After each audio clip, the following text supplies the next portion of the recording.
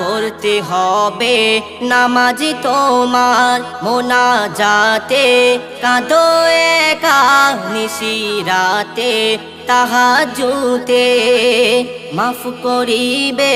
খোদা তোমার ডাকো তুমি যে ওই আল্লাহর আশা ভরসা তুমি আল্লাহ আশা ভরসা তুমি আল্লাহ আশা ভরসা তুমি আল্লাহ আশা ভরসা তুমি আল্লাহ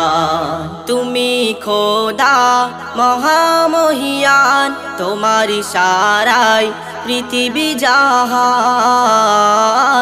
তুমি খোদা